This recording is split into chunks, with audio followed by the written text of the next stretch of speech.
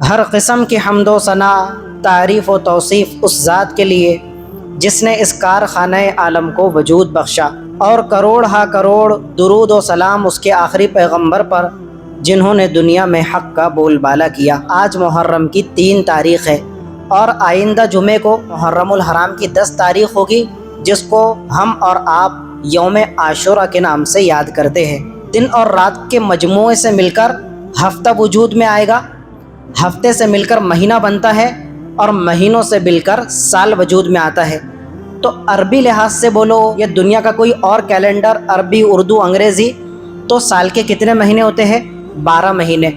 اب ہمارے دماغ میں تھوڑی دیر کے لیے یہ بات آ سکتی ہے کہ یہ جو سال کے 12 مہینوں کی ترتیب ہے، تو آج سے چند 100 سال پہلے یا چند ہزار سال پہلے کسی نے اس کو بنایا ہوگا، اس ترتیب کو مرتب کیا ہوگا، جبکہ ایسا کچھ نہیں ہے۔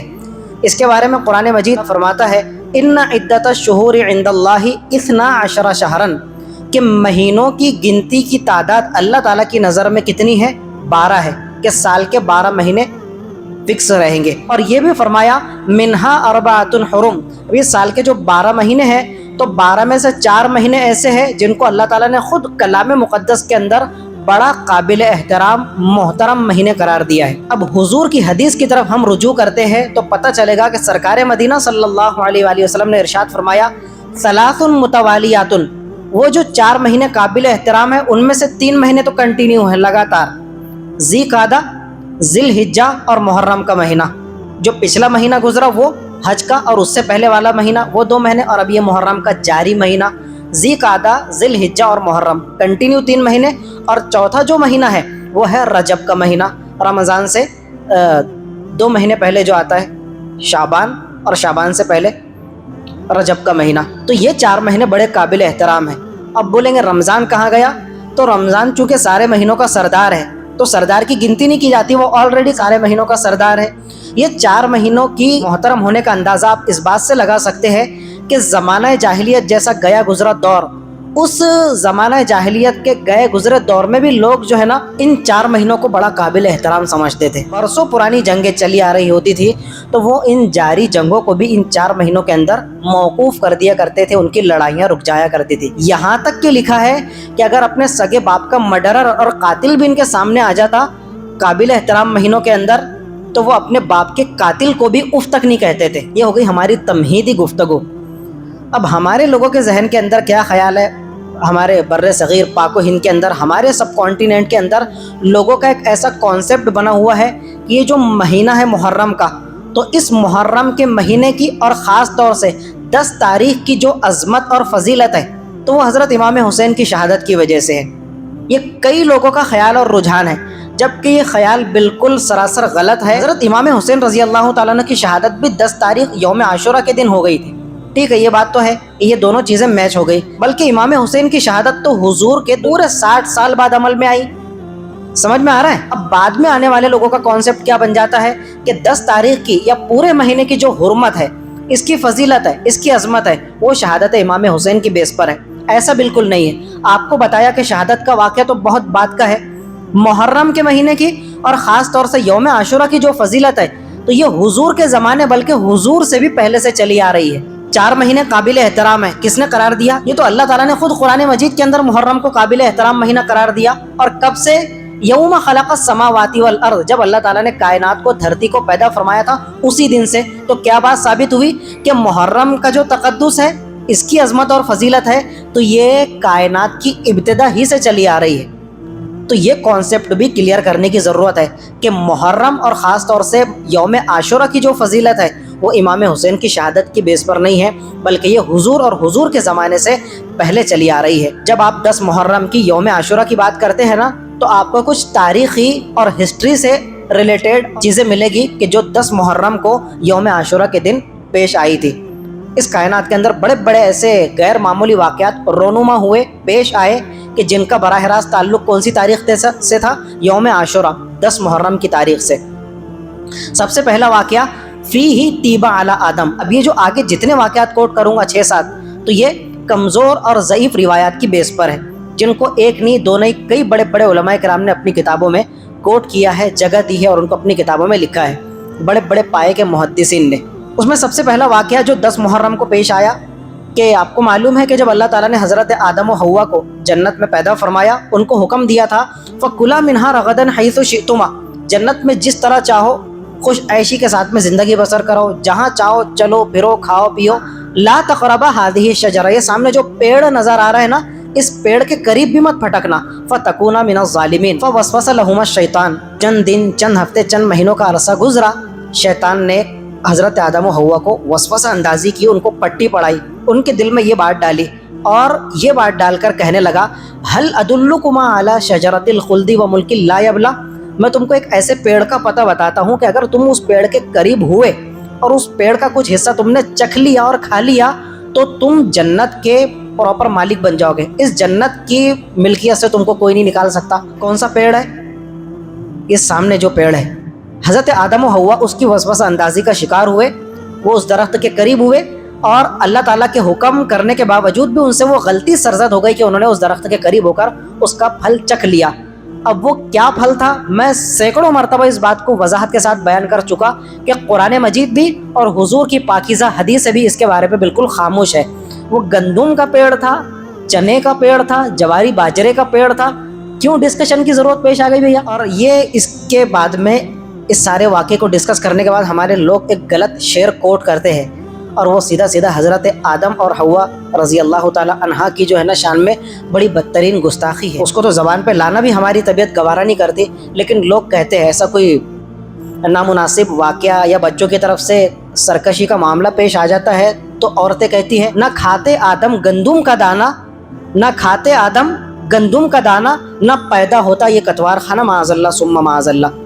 حضرت آدم نے گندم کا دانہ کھا لیا تو یہ دنیا کے اندر جتنا کتوار کھانا ہڈوال کھانا ہے یہ وجود کے اندر آ گیا، تو بھائی یہ تو اللہ تعالیٰ کا فیصلہ تھا کہ اس کائنات کو وجود بخشنا ہے، یہاں پر حضرت انسان کی نسل پیدا کرنا ہے، اس طرح سے قیامت تک نسل انسانی چلے گی، جو اچھا ہوگا داخل جنت کیا جائے گا، جو برا ہوگا جہنم رسید کیا جائے گا، یہ تو اللہ تعالیٰ کا ازلی فیصلہ ہے، تو یہ تو ہونا ہی تھا، تو تم نے یہ بیچ میں شعر کہاں سے لا لیا؟ تو اس طرح کا شعر کبھی بھی آپ اپنی زبان پر مت لائیے، اور جو بھی کہے تو بولنا یہ حضرت آدم اور حضرت حوا کی شان میں بدترین قسم کی گستاخی ہے۔ ٹھیک ہے جی، اب ہم چلتے ہیں اس واقعے کی طرف، اور اللہ تعالیٰ نے فرمایا کہ تم یہاں سے جنت سے اتر کر زمین پر چلے جاؤ، ٹھیک ہے نا؟ پہلے پارے کے اندر 8ویں پارے میں 15ویں پارے میں پلس 16ویں پارے میں الگ الگ موقعوں پر آپ کو یہ واقعہ پڑھنے کو ملے گا۔ تو جنت سے نکال کر اللہ تعالیٰ نے ان کو روئے زمین پر بھیج دیا۔ حضرت آدم و حوا بڑے بے چین تھے، اپنے کیے پر نادم اور شرمندہ تھے، اور بڑا گڑ گڑاتے تھے، آہوزاری کیا کرتے تھے، اپنے کیے پر ان کو پچھتاوا ندامت اور شرمندگی ہوتی تھی۔ برسوں روتے رہے روتے رہے روتے رہے، اللہ تعالیٰ کو ان کی توبۃ اللہ والی ادا بڑی پسند آئی، اور اللہ تعالیٰ نے کرم نوازی کا معاملہ فرما کر اب 8ویں پارے میں جانا پڑے گا، سورۃ الاعراف۔ تو کہنے لگے ربنا ظلمنا انفسنا، پروردگار ہم نے اپنی جانوں پر بڑی زیادتی کی ہے، ان لم تغفر لنا، کہ ہم کو معاف فرما دے، اگر آپ نے ہم کو معاف نہیں کیا، ہمارے گناہوں کی بخشش نہ فرمائی، وترحمنا، اور ہماری حالت پر رحم نہیں فرمایا، لنکونن من الخاسرین، تو ہمارے لیے تو بڑے خسارے کا سودا ہو جائے گا۔ تو اللہ تعالیٰ نے پھر ان کی توبہ قبول فرمائی۔ وہ جو توبہ کی قبولیت کا دن تھا، یہ ہے پوائنٹ۔ مفسرین کرام فرماتے ہیں کہ حضرت آدم کی توبہ کی قبولیت کا جو دن تھا، توبہ کس دن قبول ہوئی؟ عاشورہ کے دن 10 محرم کی تاریخ تھی۔ دوسرا واقعہ حضرت نوح علیہ السلام، جنہوں نے تقریباً 1050 سال کی عمر پائی، اور 950 سال انہوں نے اپنی قوم کو دعوت ایمان کا فریضہ سر انجام دیا، لیکن سوائے چند لوگوں کے کوئی ایمان نہیں لایا۔ ربی لا تذر علی الارض من الکافرین دیارا، پروردگار اس اپنی مقدس سرزمین کو تو کافروں کے وجود سے بالکل پاک کر دے۔ اللہ تعالیٰ نے عذاب نازل کرنے کا فیصلہ کیا، اور 12ویں پارے میں وہ آیت ہے، حکم ہوا کہ آپ ہماری نگرانی میں ہماری آنکھوں کے سامنے ایک کشتی بنائیے، جب کشتی تیار ہو جائے تو ہر مخلوق میں سے ایک ایک جوڑا اس میں سوار کر لیجئے، آپ اور آپ کے ہاتھوں پر ایمان لانے والے سارے لوگ اس کشتی کے اندر سوار ہو جائے۔ تو وَفَجَّرْنَا الْأَرْضَ عُيُونًا، ہم نے دیکھا کہ برسات کے موسم میں ندی نالوں سے جھرنوں سے پانی نکلتا ہے، سر چشموں سے جھیرے پھوٹ پڑتے ہیں، لیکن یہاں پر کیا معاملہ تھا؟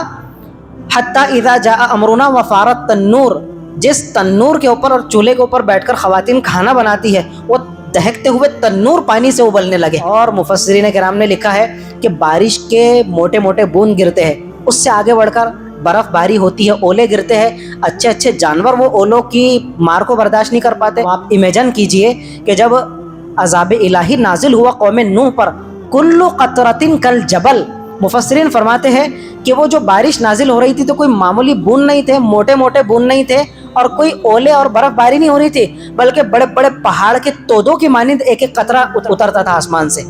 عذاب الہی تھا نا. یہ ہوا کہ جب اللہ تعالیٰ کی مشیت اور اس کی چاہت ہوئی، اور جب عذاب الہی تھم گیا اور کشتی کو حکم ہوا، تو جس دن، جس تاریخ اور جس ڈیٹ کو، یعنی حضرت نوح علیہ السلام کی کشتی جودی پہاڑ پر لنگر انداز ہوئی، جودی پہاڑ پر جا کر ٹکی اور ٹھہری، وہ دن کون سا تھا؟ 10 محرم، یوم عاشورہ کا دن تھا. دوسرا بڑا واقعہ کہ 5 جو بڑے پیغمبر اور رسول مانے جاتے ہیں، ان میں سے ایک جلیل القدر ہستی حضرت ابراہیم علیہ السلام، حضرت ابراہیم کی پیدائش اور ان کی ولادت جس دن عمل میں آئی، وہ دن کون سا تھا؟ عاشورے کا دن تھا. جس دن یہودیوں نے حضرت عیسیٰ علیہ السلام کو سولی پر چڑھانے کی ناپاک سازش رچی، اور وہ اپنے ناپاک ارادے کو لے کر حضرت عیسیٰ علیہ السلام کے گھر کے باہر آئے، اور پھر جو کچھ معاملہ ہوا تو آپ درس قرآن میں رمضان میں سن چکے پورا، اس واقعے کو کوٹ کرنے کا بھی سمے نہیں اپنے پاس میں. تو پھر اللہ تعالیٰ نے حضرت عیسیٰ کو کیا کر دیا؟ زندہ جاوید آسمانوں پر اٹھا لیا. جس دن یہودیوں کے ناپاک نرغے اور چنگل سے حضرت عیسیٰ زندہ جاوید آسمانوں پر اٹھائے گئے، وہ کون سی ڈیٹ اور تاریخ تھی؟ یوم عاشورہ، 10 محرم کی تاریخ تھی. ایک اور بڑا واقعہ، بڑے جلیل القدر پیغمبر حضرت ایوب علیہ السلام، روایتیں ملتی ہے ایک نہیں دو نہیں بلکہ تقریباً 18 برس حضرت ایوب علیہ السلام بڑی خطرناک بیماریوں میں مبتلا رہے. صبر ایوب، یہ تو ایک مستقل جملہ بن گیا. حضرت ایوب علیہ السلام کا صبر پوری کائنات میں بے مثال صبر ہے. لیکن مجال ہے کہ کبھی حرف شکایت اور شکوہ زبان پر آیا ہو؟ نہیں. مرضی مولا از ہمہ اولا، پروردگار کی مرضی تمام تر چیزوں سے مقدم ہے اور آگے ہے. 18 سال بیماریوں میں مبتلا رہنے کے بعد جس دن حضرت ایوب علیہ السلام کو اللہ تعالیٰ نے تمام بیماریوں سے نجات بخشی، شفا نصیب فرمائی، وہ دن کون سا تھا؟ یوم عاشورہ، 10 محرم کی تاریخ تھی. میں ہر سال یہ واقعہ ڈسکس کرنے کے بعد ایک وضاحت کرتا ہوں.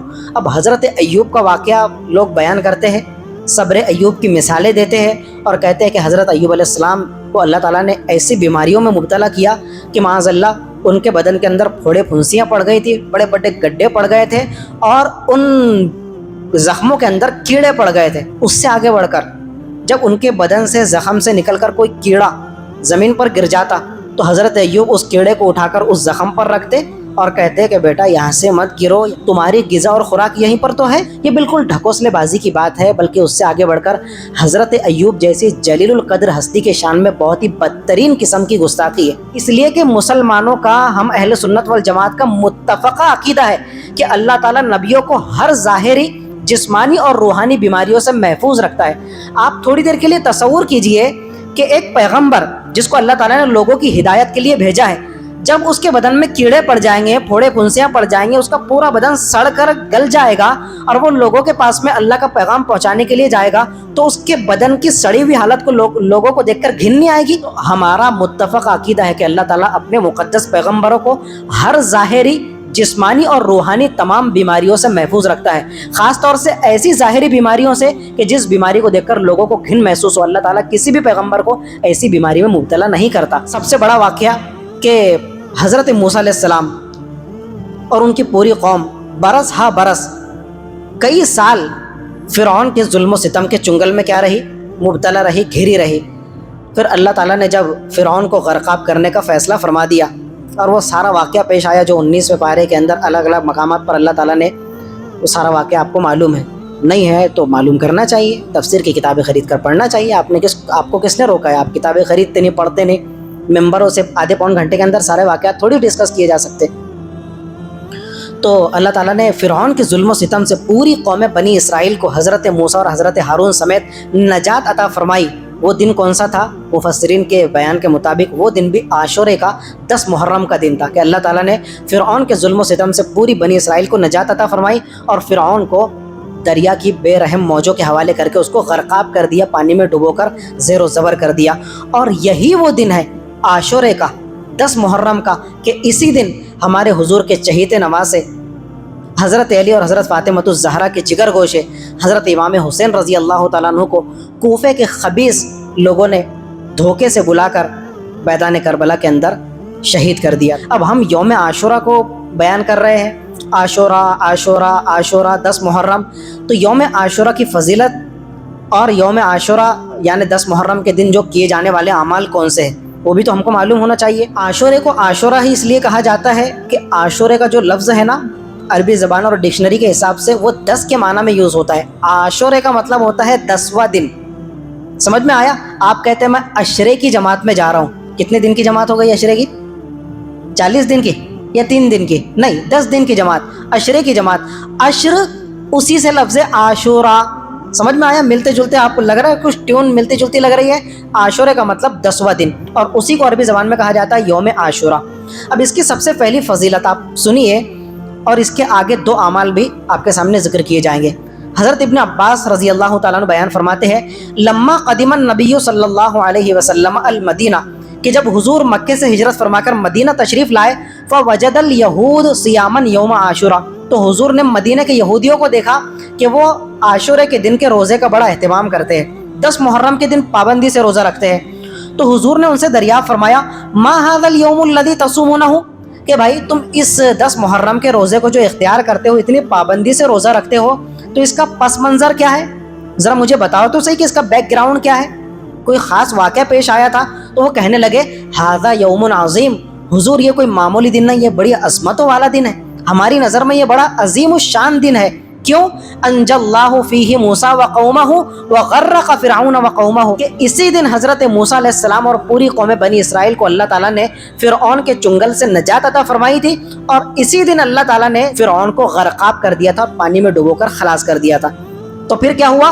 فصامہ موسیٰ شکراً، اس واقعے کے شکرانے کے طور پر حضرت موسیٰ نے 10 محرم کا روزہ رکھا۔ تو ہم بھی روزہ رکھتے ہیں، اور سارے لوگ بھی حضرت موسیٰ کے بعد سے 10 محرم کے روزے کا اہتمام کرتے ہیں۔ پھر کیا ہوا؟ فصامہ، حضرت ابن عباس فرماتے ہیں کہ حضور نے ہمیشہ جب تک کہ حیات رہے آپ نے خود بھی 10 محرم کے روزے کا اہتمام فرمایا، وَأَمَرَ بِصِيَامِهِ، اور صحابہ کرام کو اور تمام مسلمانوں کو بھی عاشورے کے روزے رکھنے کی تلقین فرمائی اور حکم جاری فرمایا۔ ٹھیک ہے، یہ اس کا پس منظر تھا۔ آگے حضرت ابن عباس ہی کی روایت ہے، وہ فرماتے ہیں کہ اب میں نے حضور کا جہاں تک کہ معاملہ دیکھا وہ کیا تھا، یتحری صیام یوم فضلہ علی غیرہ الا ھذا اليوم، وہ کہتے ہیں کہ رمضان کے فرض روزوں کے بعد نفل روزوں میں، سال بھر کے نفل روزوں میں جتنا زیادہ اہتمام کرتے میں نے حضور کو عاشورے کے روزے کا دیکھا، سال بھر کے نفل روزوں میں سے کسی بھی روزے کا اتنا اہتمام کرتے نہیں دیکھا۔ حضرت حفصہ جو ہماری امی جان ہے اور حضرت عمر کی صاحبزادی اور بیٹی ہے، وہ فرماتی ہے، اربعن، میں نے حضور کی زندگی میں 4 چیزیں ایسی دیکھی، لم یکن یدعہن النبی صلی اللہ علیہ وسلم، کہ حضور نے اپنی زندگی میں ان 4 چیزوں کو کبھی ترک نہیں فرمایا بغیر کسی عذر کے۔ سب سے پہلی چیز صیام عاشورہ، عاشورے کا روزہ، 10 محرم کا روزہ حضور نے پابندی کے ساتھ ہر سال رکھا۔ العشر، دوسری چیز وہ ہے جو پچھلا مہینہ گزرا ذی الحجہ کا، حج والا مہینہ، تو ذی الحجہ کے جو ابتدائی 10 دن ہیں، اسٹارٹنگ کے 10 دن، ان کے روزوں کا حضور نے ہمیشہ اہتمام فرمایا۔ 2 چیزیں، تیسرے ثلاثۃ ایام من کل شہر، ہر مہینے کی عربی تاریخ کے 3 روزے، 13، 14، 15، جس کو ایام بیض کے روزے کہا جاتا ہے، جن تاریخوں کے اندر چاند بالکل گول ہو جاتا ہے، تو بیض کے معنی ہوتے ہیں سفید، روشن ہو جانا، تو ان کو ایام بیض کیوں کہا جاتا ہے؟ ان تاریخوں کے اندر چاند بالکل گول مٹول ہو جاتا ہے، روشن ہو جاتا ہے، تو اس بیس پر ان دنوں کو کیا کہا جاتا ہے؟ ایام بیض۔ میں انگلش کیلنڈر کی بات نہیں کر رہا، عیسوی کیلنڈر نہیں، بلکہ عربی کیلنڈر کی 13، 14 اور 15 تاریخ کا روزہ رکھنا ہر مہینے کی، یہ ہمارے حضور کی پاکیزہ سنت ہے۔ تو یہ تیسری چیز، اور چوتھی چیز جو حضرت حفصہ فرماتی ہے وہ ہے وَالرَّكَعَتَيْنِ قبل الغداء، فجر کی 2 سنتیں، نماز فجر سے پہلے کی 2 سنتیں حضور نے کبھی ترک نہیں فرمائی۔ بلکہ آپ کو آشچریہ ہوگا، یہ بات جان کر بڑا تعجب ہوگا کہ رمضان کے روزے فرض ہونے سے پہلے اگر کوئی روزہ اس امت پر فرض تھا وہ عاشورے کا روزہ تھا۔ اس کی روایت بھی آپ کو بتا دیتا ہوں، یہ تو ہماری امی جان حضرت عائشہ کی روایت ہے۔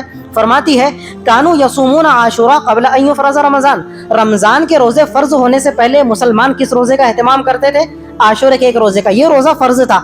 وَكَانَ يَوْمًا تُسْتَرُ فِيهِ الْكَعْبَةُ، اور یہ اتنا عظیم الشان دن تھا کہ ابھی آپ نے پچھلے دنوں، ابھی پچھلے 1 ہفتے کی بات میں کر رہا ہوں، آپ نے دیکھا کہ عرب کی ایک ویڈیو وائرل ہوئی کہ ایک بڑی ٹرالی ہے، اس کے اوپر کعبۃ اللہ کا مقدس غلاف لے جایا جا رہا ہے، اور ابھی 3-4 روز پہلے کعبۃ اللہ کا جو پچھلے سال والا غلاف تھا اس کو اتار کر نیا کعبۃ اللہ کے اوپر غلاف چڑھایا گیا۔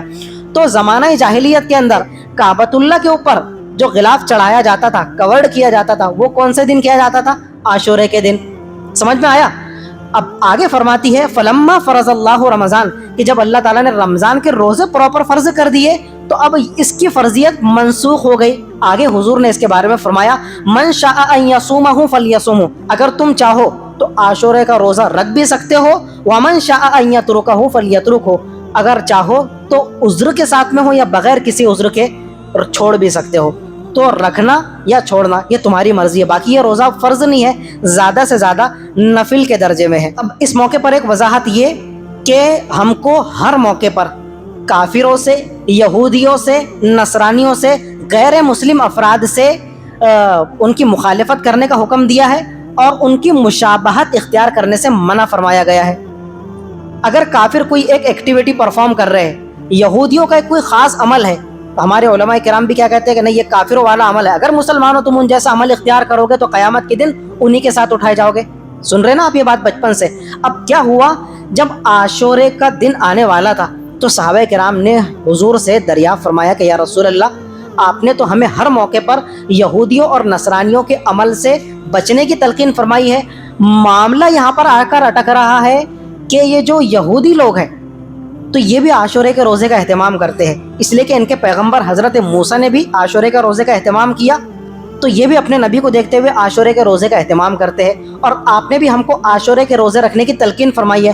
تو حضور وہ بھی اس عمل کے اندر اور ہم بھی اس عمل کے سانچے کے اندر سیم آ کر فٹ ہو گئے۔ حضور نے فرمایا فَإِذَا كَانَ الْعَامُ الْمُقْبِلِ، جب اگلا سال آئے گا نا انشاءاللہ، سُمْنَا الْيَوْمَ التَّاسِعَ، تو ہم 10 محرم کے ساتھ ساتھ 9 محرم کا بھی روزہ رکھیں گے، 2 روزے رکھیں گے۔ وہ ایک رکھتے ہیں نا، اب ان کی مخالفت کریں گے ہم، کس طرح سے کہ ہم 10 محرم کے ساتھ ساتھ ایک اپنے 9 محرم کا بھی روزہ رکھیں گے۔ فلم یاتی العام المقبل، کہ جب اگلے سال کا عاشورے کا روزہ آنے والا تھا، حضور اس وقت تک حیات ہی نہیں رہ پائے، اس سے پہلے اللہ تعالیٰ نے حضور کو اپنی پاکیزہ بارگاہ میں بلا لیا، یعنی حضور اس دنیا سے پردہ فرما گئے۔ صوموا قبلہ یوما او بعدہ یوما، حضور نے فرمایا کہ صرف نرا 10 محرم کا روزہ مت رکھو، بلکہ اس کے ساتھ میں ایک دن پہلے کا روزہ رکھو یا ایک دن بعد کا روزہ رکھو۔ 10 محرم کا روزہ یہ تو ہے ہی ہے، اس سے ایک دن پہلے یا تو 9 محرم کا روزہ اختیار کرو یا پھر 11 محرم کا، ٹھیک ہے، یہ آپ کی مرضی۔ نرا ایک روزہ نہیں رکھیں گے، نرا ایک روزہ رکھیں گے 10 محرم کا، تو ان کی مشابہت کی وجہ سے علماء کرام نے ایک روزے کو، 10 محرم کے روزے کو مکروہ لکھا ہے، ثواب آپ کو مل جائے گا، ٹھیک ہے، لیکن وہ مشابہت کی وجہ سے اس کے اندر کراہت پیدا ہو جائے گی۔ تو یا تو جیسا کمفرٹیبل ہو، جیسا آسان ہو، یا تو 9 محرم کا یا 10 کے ساتھ ساتھ اس کے اگلے ایک دن بعد کا 11 محرم کا آپ روزہ رکھیں گے۔ یہ ہو گئی اس کی فضیلت۔ اب عاشورے کا روزہ رکھنے کا آپ کو کیا اجر و ثواب ملے گا؟ حضرت ابو قتادہ فرماتے ہیں سئل عن عاشورہ، حضور سے عاشورے کے روزے کی فضیلت اور اس کے اجر و ثواب کے بارے میں پوچھا گیا، تو حضور نے فرمایا انی احتسب علی اللہ ان یکفر السنۃ الماضیہ، کہ مجھے اللہ تعالیٰ کی ذات سے قوی ترین امید ہے کہ جو کوئی مسلمان عاشورے کے روزے کا اہتمام کرے گا تو اللہ تعالیٰ صرف اس ایک روزے کی بدولت پچھلے مکمل 1 سال کے تمام صغیرہ چھوٹے گناہوں کی بخشش فرما دے گا۔ سال بھر 360-65 دن ہے اور اس میں سے کتنا صرف ایک دن کا آپ نفلی روزہ رکھ رہے ہیں، اور حضور کے فرمان کے مطابق ایک دن پہلے یا بعد کا، ٹھیک ہے نا، کتنی بڑی فضیلت۔ دوسرا عمل کیا ہے؟ عاشورے کے دن جو دوسرا عمل حدیث پاک سے ثابت ہے، کچھ لوگ اس کو بالکل نیگلیکٹ کر دیتے ہیں، کہتے ہیں ایسی کوئی فضیلت نہیں ہے، جبکہ یہ فضیلت ثابت ہے۔ حضرت جابر رضی اللہ تعالیٰ وہ فرماتے ہیں حضور نے فرمایا من وسع علی عیالہ یوم عاشورہ، جو کوئی مسلمان 10 محرم کے دن، عاشورے کے دن اپنے اہل و عیال، اپنے بیوی بچے پر کھانے کے معاملے کے اندر اپنے دسترخوان کو وسیع کرے گا، فراخی کا معاملہ کرے گا، کشادگی کا معاملہ کرے گا، ڈیلی روٹین سے تھوڑا ہٹ کر، اپنے گزرنے والے صبح شام سے تھوڑا ہٹ کر اپنے دسترخوان کو وسیع کرے گا، ایک ڈش بنانے کی بجائے 2 ڈش بنا لے گا، اگر روزانہ 2 ڈش بنتی ہے 4 ڈش بنا لے گا، کوئی اچھا برا کھانا بنا کر صرف اپنے گھرانے والوں کی حد تک کے سیمت رہے گا، آگے کیا ہوگا؟ وسع اللہ علی عیالہ سائر سنتہ، حضور نے فرمایا کہ اس عمل کی بدولت اللہ تعالیٰ پورے سال اس کے رزق کے اندر وسعت اور فراخی نصیب فرمائے گا۔ بہت سارے لوگوں کے سامنے پہلی مرتبہ یہ روایت آ رہی ہوگی، حالانکہ میں پچھلے 3 سال سے کنٹینیوسلی یہ روایت اس موقع پر بیان کرتا ہوں۔ حضرت جابر اب یہ جو روایت بیان فرما رہے ہیں ان کا اپنا تجربہ، وہ کہتے ہیں جربناہ ذالک، خدائے پاک کی قسم جب سے میں نے حضور کی زبان مقدس سے یہ فضیلت سنی تو میں نے پوری زندگی اس نسخے کو آزما کر دیکھا کہ جب بھی 10 محرم آتی، یوم عاشورہ، تو میں اپنے اہل و عیال پر دسترخوان کو وسیع کرتا، کچھ اچھا برا بنا کر ان کو کھلانے کی تلقین کرتا، تو اللہ تعالیٰ اس عمل کی وجہ سے میرے پورے سال کے رزق کے اندر کشادگی نصیب فرماتا تھا۔ اور ایک دوسرے بڑے محدث ہیں، بڑے عالم دین ہیں، ان کا نام ہے سفیان ابن عیینہ۔ وہ فرماتے ہیں جربنا ذالک منذ 50 او 60 سنتاً، یہ تو بہت بڑی بات کر رہے ہیں، یہ کہتے ہیں میں نے کنٹینیوسلی 50 یا 60 سال اس عمل کو آزما کر دیکھا، فلم نر الا ساعتاً، جب میں نے اس نسخے کو آزما کر دیکھا تو پورے سال اللہ تعالیٰ میرے رزق کے اندر فراوانی نصیب فرماتا۔ کریں گے انشاءاللہ اس پر عمل، یہ تو بڑا آسان ہے۔ اور رزق کے معاملے کے اندر تو 10 محرم کے پس منظر کے اندر ہونے والی جو خرافات ہے، بدعات ہے، کتنی ویڈیو وائرل ہوتی ہے ان دنوں کے اندر، پہنچ گئی تمہارے موبائلوں کے اندر، ریل روزانہ ہزاروں ریلز دیکھتے ہوگے آپ کے موبائل کے اندر، واٹس ایپ کے ذریعے سے، گروپوں کے ذریعے سے، تو کوئی آگ کی چادر بچھاتا ہے، آگ کے اوپر دوڑ رہے ہیں، یہ کہاں سے لایا بے؟ حضرت امام حسین رضی اللہ تعالیٰ عنہ کی شہادت کا ماتم کرتے ہوئے آگ کی چادر بچھا کر اس کے اوپر دوڑ رہا ہے۔ گڈھا کھودا جاتا ہے، اور وہ جس طرح ہندو کا کوئی تہوار آتا ہے، گڑھے کے اندر آگ دہکائی جاتی ہے، ابھی جو 2-3 مہینے پہلے تہوار گزرا، تو تم نے تو ہندو کا عمل اختیار کر لیا۔ یہ جو تمہارے تلوے اور پیر ہے، یہ اللہ پاک کی دی ہوئی امانت ہے یار، اس کو اس کے اوپر جلا رہے ہو۔ ابھی تک تو تمہاری اتنی مجال نہیں تھی کہ چلچلاتی دھوپ میں تم مسجد کے فرش پر چل سکو، تو وہ دھوپ کی شدت تمہارے لیے ناقابل برداشت تھی، اور جب ڈھکوسلے بازی پر اتر آئے تو اب آگ کی چادر پر دوڑ رہے ہو۔ اور ابھی 3-4 سال، بلکہ اس سے چند سال پہلے تک کے تو 2-3 لوگ اس گڑھے کے اندر گر بھی گئے تھے، تو ان کو گھسیٹا گیا۔ تو ایسا ہونا ہی چاہیے دنیا کے اندر، یہ آگ کے اندر تپ رہے، اور خدا نہ خواستہ اگر اللہ تعالیٰ نے بدعت کی بنیاد پر ان کو پکڑ لیا تو جہنم کی آگ کا بھی ایندھن بن جائیں گے، خدا معاف فرمائے سارے اعمال سے۔ تو حضرت حسین رضی اللہ تعالیٰ عنہ کی شہادت کے نام پر 10 محرم کی تاریخ کو، عاشورے کے دن، خرافات کرنے کے تعلق سے دارالعلوم دیوبند کے فتوے سمیت اعلیٰ حضرت فاضل بریلوی کا فتویٰ، اعلیٰ حضرت تک نے سارے فتوے اس کے بارے میں صاف طور سے لکھے ہیں کہ حضرت حسین کی شہادت کے نام پر 10 محرم کے دن محرم میں سوگ کرنا، علم اٹھانا، علم جو اٹھایا جاتا ہے امام حسین کی شہادت کے نام پر، یا حسین ہم نہیں تھے، یا حسین ہم نہیں تھے، اگر تم ہوتے تو کیا کر لیتے بے؟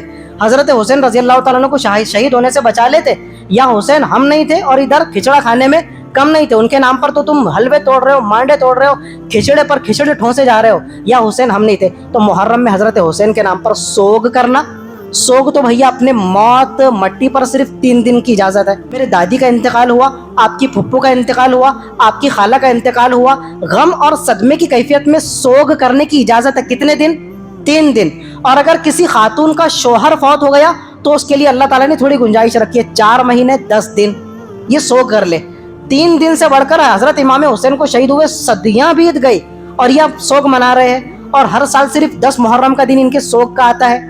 تو پھر وہ علم بھی اٹھاتے ہیں، یا حسین کے نعرے بھی لگاتے ہیں، یا اللہ کے علاوہ کسی کو بھی یا کہہ کر پکارنے کی گنجائش نہیں ہے۔ یا اللہ، اللہ تعالیٰ ہر جگہ موجود ہے، حاضر و ناظر ہے۔ حضرت امام حسین یہاں تھوڑی موجود ہے جو تم کہہ رہے ہو یا حسین، ہم تو حضور کی ذات مقدس کو یا رسول اللہ کہہ کر نہیں پکار سکتے۔ حضور اپنے روضہ مبارک کے اندر زندہ جاوید ہے، الحمدللہ ہمارا عقیدہ ہے۔ جب بھی کوئی حاجی اور معتمر یعنی عمرہ کرنے والا آپ کے روضہ مقدس کے سامنے حاضر ہوتا ہے، سلام پیش کرتا ہے، تو حضور اس سلام کو سماعت بھی فرماتے ہیں اور اس کا جواب بھی عنایت فرماتے ہیں، الحمدللہ ہمارا عقیدہ ہے۔ لیکن رسول اللہ اپنے روضہ مبارک کے اندر لیٹے ہوئے ہیں اور یہاں سے ہر کسی کی آواز کو سن رہے ہیں، یا پھر رسول اللہ ہمارے سامنے ہے، تو حضرت حسین تو حضور کے بہت بات کی چیز ہے، ٹھیک ہے نا؟ تو یا حسین کے نعرے لگانا دیے تو شرکیہ الفاظ ہے بھیا، سیدھا سیدھا۔ اسی طرح تعزیہ کرنا، تعزیے کے نام پر بڑے بڑے رتھ بنائے جاتے ہیں، جس طرح غیر مسلم ایک زمانے کے اندر رتھ نکالا کرتے تھے، وہ ہاتھ گاڑیوں کے اوپر، چوپالوں کے اوپر وہ رتھ انہوں نے بند کر دیے، اور ان کے ساری چیز کو اڈاپٹ کر لیا مسلمانوں نے۔ بڑے بڑے تعزیے بنائے جاتے ہیں، اور وہ اب کتنے واقعات اس سال بھی کچھ نہ کچھ خبریں سننے کو ملیں گی۔ میری زبان میں خاک مٹی، خدا نہ کرے کہ ایسا معاملہ ہو۔ پتہ چلا کہ تعزیہ لے جایا جا رہا تھا، اوپر سے تار سے اور وائر سے ان کا تعزیہ ٹکرایا، اور جو کرنٹ لگا تو 3-4 لوگ موت کے منہ میں چلے گئے، اور آن اسپاٹ ان کی موت ہو گئی۔ تو یہ موت کے منہ میں جانا اور اپنے ہاتھ سے موت کو نیوتا دینا، یہ ہے اس کی اجازت؟ تو تعزیہ کرنا، ماتم کرنا، نوحہ کرنا حضرت امام حسین کے نام پر، نوحہ تو کوئی نہیں کرتا آج کے دور میں۔ آج تو سگا باپ مر رہا ہے تو دوسرے دن بیٹا اس کو بھول جاتا ہے، سگی ماں کے مرنے کے تیسرے دن بیٹے کی آنکھوں سے آنسو خشک ہو جاتے ہیں۔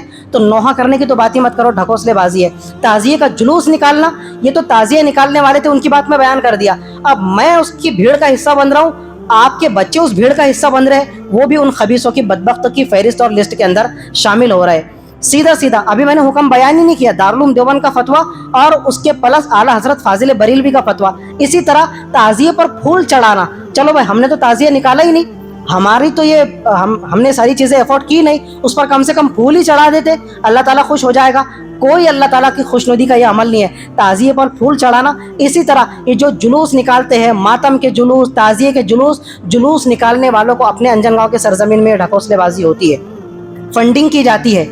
ये हमारे पास में आते हैं और कहते हैं कि भाई चलो लिखाओ 1000 रुपये, तो आप हाजी साहब 500 रुपये, तो कैफ साहब 2000 रुपये। तो इन जुलूस निकालने वालों की, सोग मनाने वालों की, मातम पर मातम करने वालों की, नोहा करने वालों की फंडिंग करना, इनको चैरिटी के नाम पर क्या करना, ताउन करना, सरासर दारुल उलूम देवबंद के फतवे के मुताबिक, आला हजरत के फतवे के मुताबिक नाजायज़ है, हराम है, हराम है, हराम है। सोग करना, मातम करना, जश्न निकालना, ताज़िए का जुलूस निकालना, ताज़िए पर फूल चढ़ाना, जुलूस निकालने वालों को चंदा देना, सरासर क्या है, नाजायज़, हराम है। अब तुम्हारे मौला अली की दरगाह के पास से जो जुलूस निकलता है, अगर मैं कारी साहब उसके अंदर शरीक होता हूँ तो मेरे इमाम साहब और कारी साहब होने की वजह से जायज़ हो जाएगा? तुम तो फौरन मुझ पर फतवा लगाओगे और अगले जुम्मे से मेरे पीछे नमाज करना छोड़ दोगे, ठीक है ना। लेकिन तुम्हारा मामला, तुम्हारे बाल बच्चों का मामला, मुझे बहुत ज़्यादा माफ़ करना, अपने महल्ले की कुछ खवातीन बुधवारा और उधर, उनके लिए तो बिल्कुल जायज़ है। उन खवातीन के ऊपर तो ऐसा लगता है कि अल्लाह ताला ने वही नाजिल किया कि तुम निकलो ढको। मौला अली के पास में कितनी खवातीन आती है, पूरा मेला नहीं लगता यहाँ पर, तो कौन समझाएगा इन खवातीन को। मैं तुम्हारे दिलों के दरवाजे पर दस्तक दे सकता हूँ, लेकिन खवातीन के पास में मैं आकर दस्तक नहीं दे सकता। आपकी बेगम साहिबा को आप समझाएंगे, अगर आप बेटे हैं तो आपकी अम्मी और बहन को आप समझाएंगे। अब ये जुमे के बाद में जाकर अगला जो जुमा आने वाला है वो तो आशूरे का दिन है, 10 मुहर्रम का दिन है, तो मातम करना, जुलूस निकालना, अगरबत्ती और ये सब सारी मातमबाजी और ढकोसलेबाजी, तो इसकी किसी भी तरह से गुंजाइश नहीं है, इजाज़त नहीं है। एक मोहतरमा बयान कर रही थी कारी साहब, कुछ लोगों का ये कॉन्सेप्ट है कि हज़रत हुसैन के शहादत के गम में ये सारे अमाल किए जाते हैं। हज़रत हुसैन की शहादत के गम में तो शिया लोग भी कमीने बाजी करते हैं, क्या करते हैं, जंजीर जनी करते हैं, सीना पीटते हैं। आपने देखा कि नंगी पीठों के ऊपर जंजीर और बड़ी बड़ी छुरियाँ, तेज़ धार आले लेकर अपने सीनों को ज़ख्मी कर रहे, पीठों को ज़ख्मी कर रहे, और मातम पर मातम। ये जो तुम्हारे जिस्म पर छुरी लगने के बाद खून के फव्वारे छूट रहे हैं ना, खून के फव्वारे तो दूर की बात है, निकलने वाले खून का एक एक कतरा किसकी अमानत है? अल्लाह ताला की अमानत है ना। ये जिस्म के ऊपर उगने वाला एक एक बाल किसकी अमानत है? अल्लाह ताला की अमानत है। ये मैं बाल अपने बेच सकता हूँ? निकलने वाला नाखून मैं बेच सकता हूँ? मैं अपनी उंगली काटकर, अपनी आंख निकालकर किसी को फरोख्त कर सकता हूँ, सेल कर सकता हूँ? मैं उसको तो सेल करके उसका पैसा हराम का अपने पेट में डाल लूंगा, लेकिन अल्लाह ताला मैदान महशर में पूछेगा नहीं तुमसे किस बेस पर मेरी अमानत में खयानत किया बे, तू उसका मालक थोड़ी था, मालक तो मैं था। अल्लाह ताला पूरी शिया कम्युनिटी से, खुदा पाक की कसम मेंबर रसूल पर, और तुमने भी देखना क़यामत के दिन सबसे पूछेगा। और अगर कोई सुन्नी मुसलमान अपने आप को सुन्नी कहकर, अहले सुन्नत वल जमात कहकर, उलमाए देवबंद को मानने वाला कहकर, दावत और तबलीग का दिल दादा कहकर ये सारे खुराफात करता है, उसका तो कड़ा इम्तिहान होने वाला है। होगा इंशाल्लाह, ज़रूर होगा। सीना को भी करना, अब आगे हदीस भी कोट करूंगा ना आपके सामने। हुजूर ने इरशाद फरमाया, लैसा मिन्ना मन ज़रबल खुदूद, जो कोई मुसलमान नोहा करते हुए, मातम करते हुए, थापड़े पीटे, अपने गालों पर मारे या हुसैन या हुसैन, वशक्कल जुयूब, अपने सीने को चाक करे, कपड़े फाड़कर हजरत हुसैन के नाम का मातम करे, जंजीर जनी करे, सीना को भी करे, माथा पीटे, थापड़े मारे, तो हुजूर ने फरमाया लैसा मिन्ना, ऐसा मुसलमान किसी और कम्युनिटी से ताल्लुक़ रखने वाला तो हो सकता है, ये उम्मत मुस्लिमा से ताल्लुक़ रखने वाला हरगिज़ नहीं हो सकता। यार जिसके नाम का हम कलमा पढ़ रहे, ला इलाहा इल्लल्लाह मुहम्मदुर रसूलुल्लाह, वो मुहम्मदुर रसूलुल्लाह तुम्हारे सामने खड़े होकर तुमको क्या कह रहे, लैसा मिन्ना, तू मेरा उम्मती है ही नहीं। अब तुम क़यामत के दिन हुजूर से कौन से मुँह से बोलोगे कि या रसूलल्लाह मेरी शिफात फरमाइए? हुजूर शिफात करेंगे ऐसे लोगों की? बहुत ज़्यादा डरने की और इस बात को संजीदगी के साथ में, सेंसिटिविटी के साथ में दिल पर लेने की ज़रूरत है, वरना करने को तो दुनिया शिरक तक के कर ले रही है यार। करना है तो फिर तो माथे पर तिलक लगाकर गणेश पंडाल में शिरकत करके मूर्ति के आगे माथा भी टेक दो, कौन क्या कर लेगा तुम्हारा? कोई तुम्हारा बाल बेका नहीं करेगा, लेकिन वो तो कब्र में दफन किए जाने के बाद में जब आंखें बंद होंगी तब पता चल जाएगा, ठीक है ना। तो ये सारी खुराफात सरासर नाजायज़ है, हराम है। अल्लाह ताला मुझे आपको पूरी उम्मत मुस्लिम इन सारी ढकोसलेबाजियों से, बिदआत और रसूमात से अपनी हिफ्ज़ व अमान के अंदर रखे। व आखिर दावाना अनिल हम्दुलिल्लाह।